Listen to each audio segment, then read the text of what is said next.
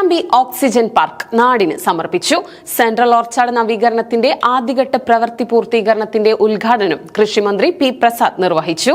Pattambi central orchard സമഗ്ര നവീകരണ farm tourism പദ്ധതി പൂർത്തീകരണത്തിന്റെ ഉദ്ഘാടനം നടന്നു.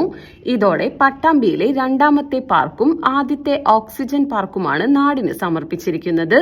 കൃഷിവകുപ്പ് മന്ത്രി പി പ്രസാദ് ഓൺലൈനായി ഉദ്ഘാടനം നിർവഹിച്ചു.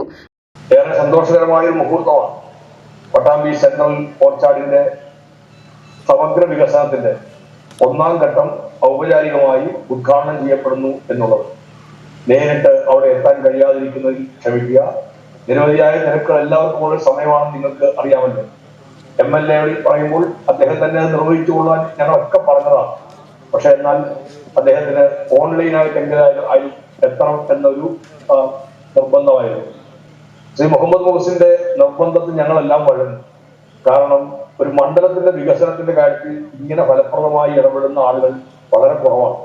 മുഹസിൻ കഴിഞ്ഞ 10 വർഷക്കാലമായി വളരെ നന്നായി സ്വന്തം മണ്ഡലത്തെ പരിചരിച്ച ഒരാളാണ്.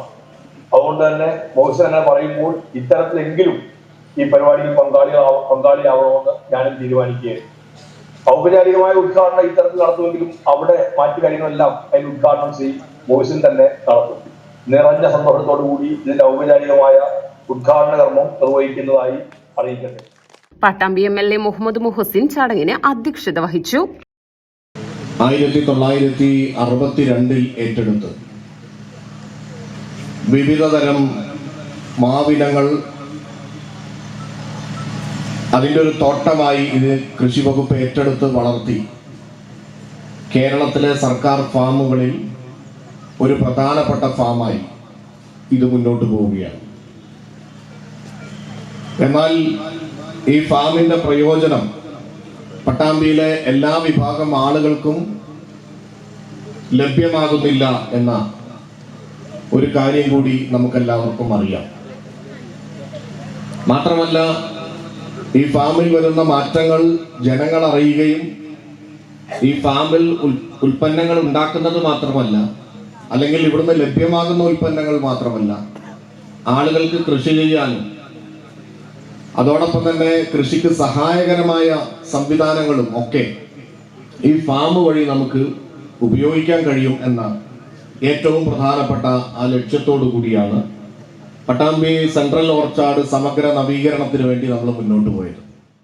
മുഹമ്മദ് മുഹസിന്റെ നിർദ്ദേശപ്രകാരം ബജറ്റിൽ അനുവദിച്ച 5 കോടി രൂപ വിനിയോഗിച്ചാണ് പദ്ധതിയുടെ നിർമ്മാണം.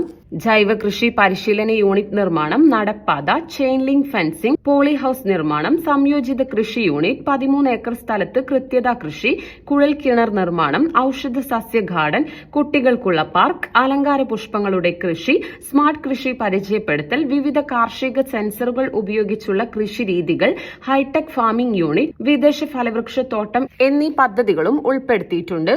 കർഷകർക്ക് വിവിധ കൃഷിരീതികൾ കണ്ടു മനസ്സിലാക്കുന്നതിന് സാധ്യമായ രീതിയിലുള്ള ഫാം ടൂറിസം ഉൾപ്പെടെയുള്ള പ്രവർത്തനങ്ങളാണ് പദ്ധതിയുടെ 1ാം ഘട്ടത്തിൽ ഉദ്ഘാടനം ചെയ്തത്.